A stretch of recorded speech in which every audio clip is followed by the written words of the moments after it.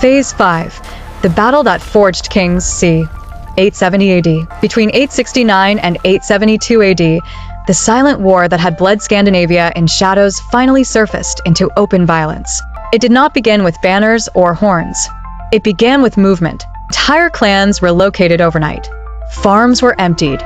Longhouses burned not in celebration, but denial, scorched so no enemy could winter inside them. Bjorn Ironside chose the ground carefully. He avoided open plains where numbers mattered.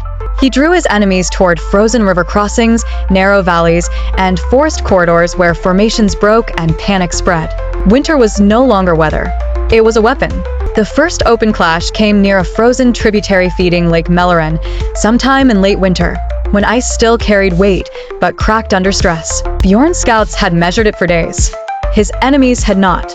When the opposing warband advanced in mass, Bjorn allowed them to commit fully, shields tight, confidence high, before signaling withdrawal.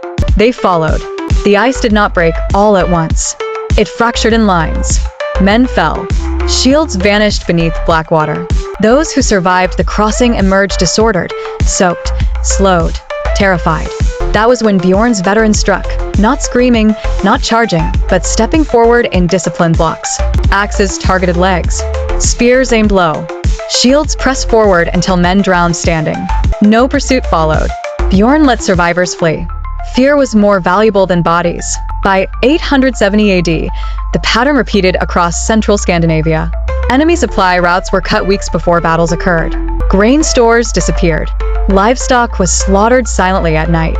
Messengers were intercepted, questioned, and released with altered instructions. Entire clans arrived at battlefields days late, starving, exhausted, already defeated. Bjorn's army had changed. Younger warriors were no longer unleashed at the front. They were held in reserve. Veterans, men who had survived Sicily, Iberia, and Italy, formed the core. They fought with memory, not instinct. Shield walls rotated. Lines withdrew deliberately to draw enemies forward. Traps replaced bravery. The decisive confrontation came in early spring, around 872 AD, near a narrow valley road used for seasonal trade. Bjorn allowed the enemy coalition to believe they had forced him into retreat. They advanced aggressively, shouting now, sensing victory. That noise was their mistake. Bjorn's flanks closed first. Archers hidden among trees fired downward at faces and legs. The road clogged with fallen men and shattered shields.